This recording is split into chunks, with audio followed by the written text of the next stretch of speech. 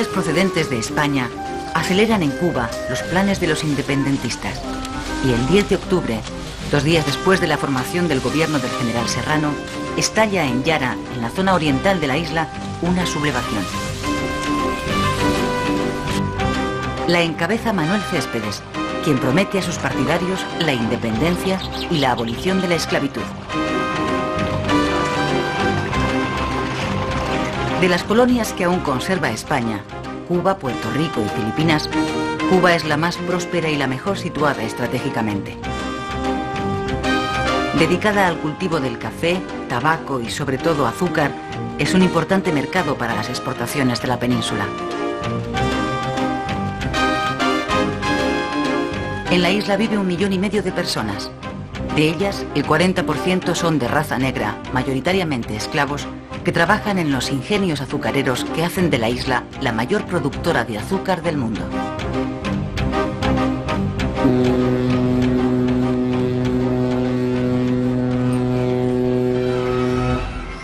La colonia cuenta con una burguesía adinerada, constituida por comerciantes y plantadores de origen español que han hecho fortuna. Se sienten españoles, están representados por la Liga Nacional y controlan la vida política y económica de la isla. No desean ningún cambio en la colonia y acogen con extraordinario recelo los cambios que se están produciendo en España.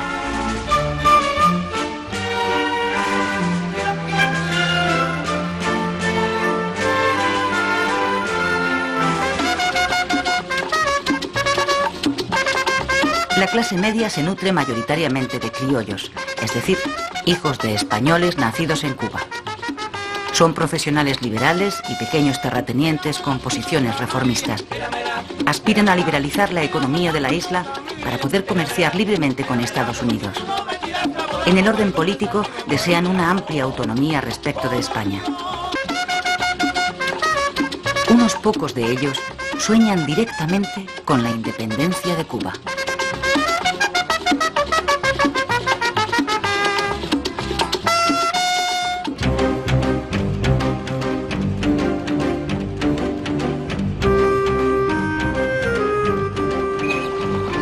En Cuba, la sublevación independentista de Yara se ha consolidado en la zona oriental, la más pobre y agreste de la isla. Allí abundan los pequeños propietarios que, al sumarse a la rebelión, liberan a sus esclavos para atraerlos a su causa. De ese modo consiguen reclutar en poco tiempo un ejército de 10.000 hombres, los llamados mambises, que hostigan incesantemente a los españoles con acciones de guerrilla.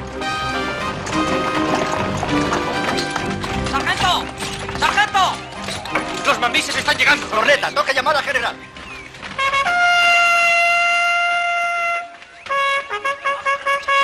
La insurrección independentista ha sorprendido al ejército español de Cuba con muy pocos efectivos disponibles para el combate.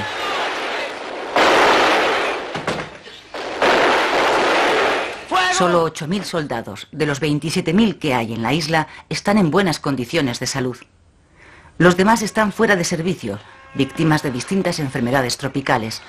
La más temida por los soldados es la fiebre amarilla, también llamada el vómito negro, por su altísima mortalidad. Sí, Antonio. ¿Cómo te encuentras? Muriendo. No lo creo. Para hacer frente a las necesidades de la guerra de Cuba, el gobierno se ve en la necesidad de llamar a filas a 25.000 jóvenes, desoyendo así el clamor popular que había acompañado la revolución del 68. Abajo las quintas.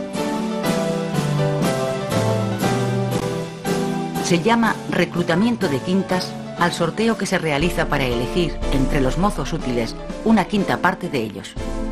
Estos son los llamados a filas.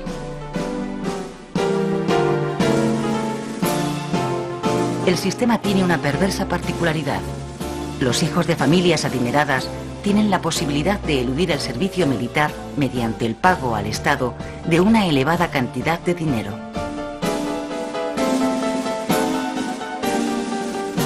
El resultado es que solo cumplen con la patria quienes no pueden pagar la redención en metálico. Por este motivo, las llamadas a quintas suelen ir acompañadas de motines populares. 200.000 soldados españoles cruzarán el Atlántico durante los 10 años que va a durar la Guerra de Cuba.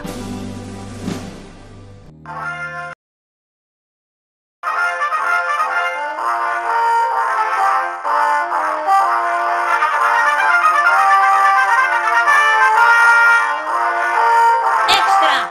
¡Extra! Estados Unidos declara la guerra a España. Léalo en la edición especial del Mundo. 25 de abril de 1898. El objetivo de Estados Unidos, al declarar la guerra a España, es expulsarla de Cuba y hacerse con el control de sus colonias en el Caribe y Filipinas.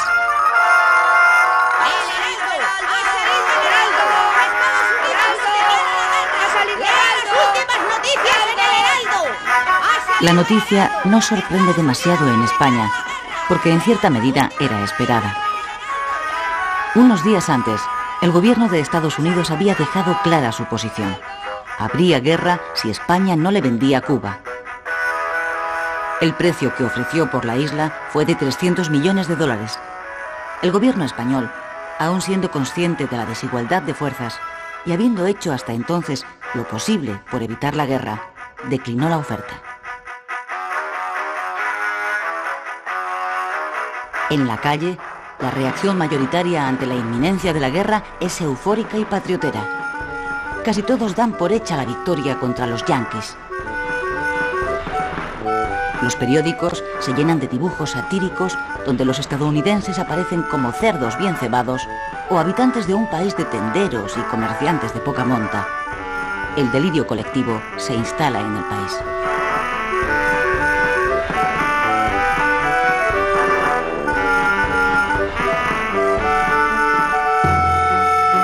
La realidad es muy diferente.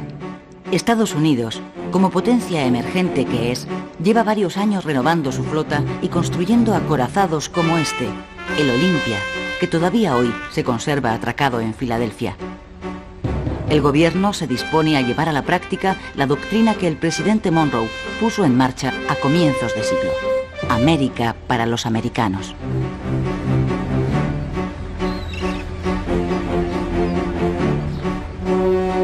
Cuba y Puerto Rico están a las puertas de Estados Unidos y al gobierno de Washington le venía molestando desde hace años atrás la presencia de una potencia extranjera cerca de sus costas.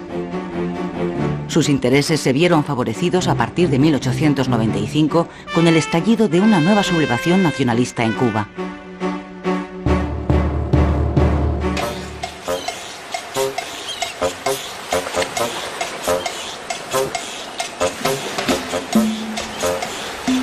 Fue en febrero de 1895 cuando los líderes de la sublevación, el poeta José Martí y los generales Máximo Gómez y Antonio Maceo, desembarcaron en la isla. Los tres habían vivido exiliados en Estados Unidos, donde habían conseguido apoyo político y financiero.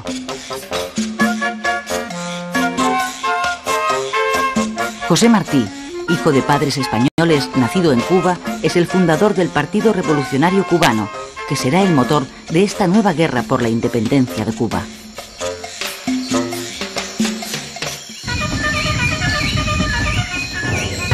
Un mes después de su desembarco, Martí moría en una de las primeras escaramuzas de su ejército contra las tropas españolas.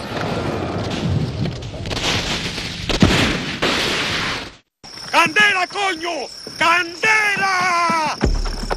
En esta segunda guerra de Cuba se produjeron dos novedades respecto de la primera. Una, que los sublevados llevaron el conflicto a la zona occidental de la isla, la más rica, y arrasaron todo lo que encontraron a su paso. Se trataba de aplicar la táctica de tierra quemada. Uno de sus generales, Antonio Maceo, lo expresaba así: aniquilar Cuba es vencer al enemigo. La segunda novedad fue que Estados Unidos, que ya había penetrado económicamente en la isla, abandonó su posición de neutralidad y apoyó abiertamente a los independentistas.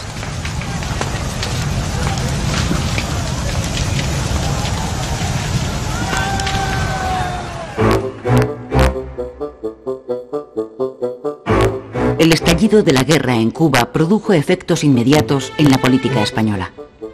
El primer ministro, el liberal Sagasta, presentó su dimisión. Le sustituyó una vez más Cánovas, líder del Partido Conservador. Ambos políticos estaban de acuerdo en que la autonomía de Cuba era ineludible, pero discrepaban sobre la fórmula más adecuada para ponerla en marcha. Cánovas sostenía que la paz tenía que ser previa a las reformas. Sagasta prefería comenzar por las reformas porque creía que ellas traerían la paz. En lo que sí coincidían ambos era en que había que agotar todos los recursos humanos y económicos en defensa de la colonia. Dimitido Sagasta, Cánovas nombró al general Martínez Campos, conocido como el Pacificador porque había puesto fin a la anterior guerra de Cuba, nuevo capitán general de Cuba, con el encargo de buscar la paz por la vía del pacto. Pero su estrategia de pacificación fracasó también. El proceso de independencia estaba en marcha sin freno posible. Se trataba de una guerra de guerrillas basada en los ataques por sorpresa, donde los insurrectos tenían a su favor las condiciones del clima, el conocimiento del terreno y, sobre todo, el apoyo de gran parte de la población campesina. A los pocos meses de iniciarse la sublevación, los rebeldes habían extendido la guerra por toda la isla y llegaban a las cercanías de La Habana.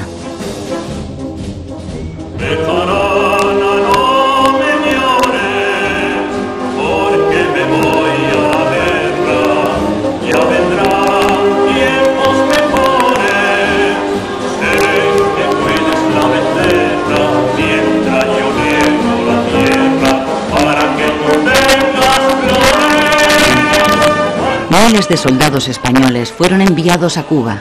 Las despedidas se convirtieron en manifestaciones de entusiasmo en medio de un clima de euforia nacionalista.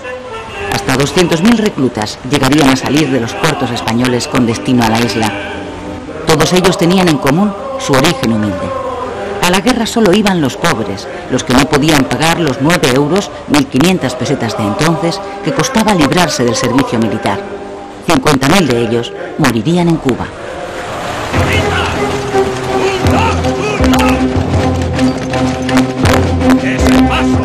¡Ese paso inútil! ¡Os van a cortar los huevos! ¡Soldados! ¡Viva España! ¡Viva! ¡Viva Cuba española! ¡Extra! ¡Extra! ¡Estados Unidos declara la guerra a España! ¡Extra! ¡Extra! Con la declaración oficial de guerra a España, en abril de 1898, Estados Unidos se dispone a poner en marcha su proyecto imperialista. Al gobierno español, consciente de la desigualdad de fuerzas, no le queda otra solución que aceptar el duelo, presionado también por el clima ultranacionalista que domina al país. El 1 de mayo de 1898, España sufre la primera derrota. En Cavite, Filipinas, la flota española es literalmente barrida por la norteamericana. Esta es la bocana de la bahía de Santiago de Cuba, donde tiene lugar el 3 de julio la batalla decisiva de la guerra. Dentro está la flota española mandada por el almirante Cervera. En contra de su opinión, Cervera da la orden de salir. Obedece órdenes del gobierno. Fuera de la bahía, la flota norteamericana espera.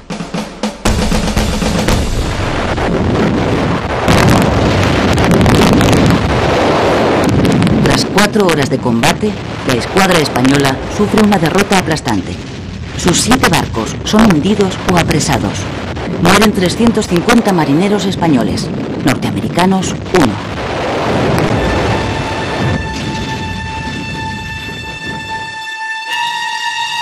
Así quedó el Vizcaya, uno de los 4 cruceros acorazados de la flota de Cervera después de la batalla.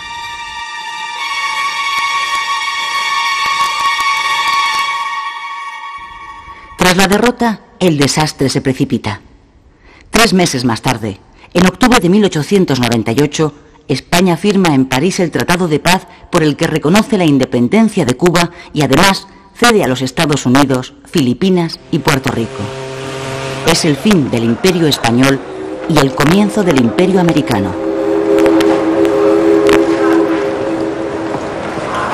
Consumada la derrota, los 150.000 soldados supervivientes emprenden el regreso a España.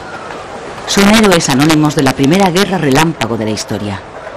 Ellos, que fueron a la guerra porque no tenían el dinero necesario para librarse de ella, son las auténticas víctimas del desastre.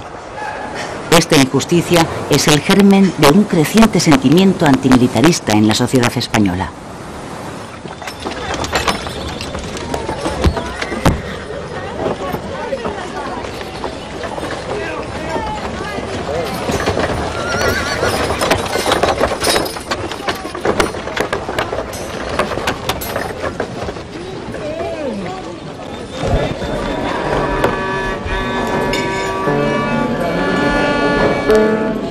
Después del desastre, como pasó a llamarse la fulminante derrota, el ánimo de los españoles cae abruptamente desde el entusiasmo al pesimismo y la frustración. A las tertulias de los cafés llega una palabra que empieza a ponerse de moda: regeneración. Los regeneracionistas, intelectuales encabezados por Joaquín Costa, aspiran a resolver los males de la patria aplicando una política quirúrgica que acabe de una vez con la oligarquía y el caciquismo.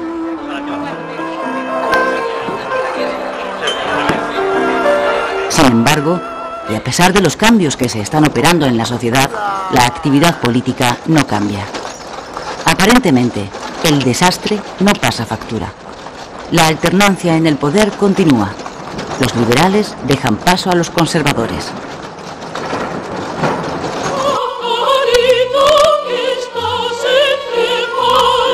Los ciudadanos que pueden permitírselo procuran mitigar la decepción colectiva que pesa en el ambiente recurriendo a un remedio muy español: la zarzuela.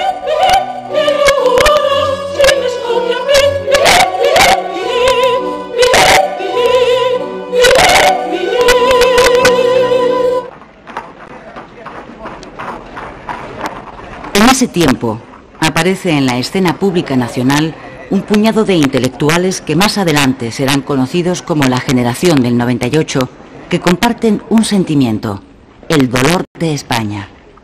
Sus obras tienen un punto en común: la búsqueda incesante del ser de aquella España moribunda y de las raíces de su decadencia.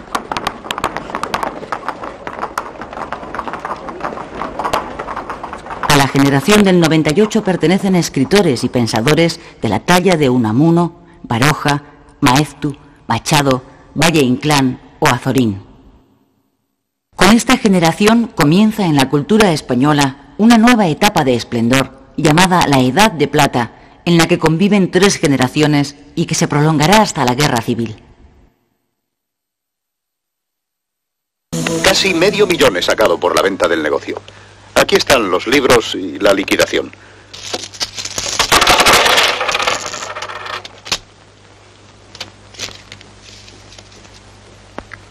¿Qué clase de mierda es esta? Dólares. Yo quiero pesetas. Han ganado la guerra. Los dólares van hacia arriba. La peseta, caput. La pérdida de las colonias obliga a muchos españoles a liquidar sus negocios allí. Esa llegada de capital, sumada al dinero que traen los indianos que regresan a España, provoca a finales de siglo una gran euforia económica en el país. Los bancos Hispanoamericano, Banesto y Vizcaya son de esta época. El dinero repatriado proporciona al desarrollo industrial y financiero en España un fuerte impulso que se mantendrá con el nuevo siglo.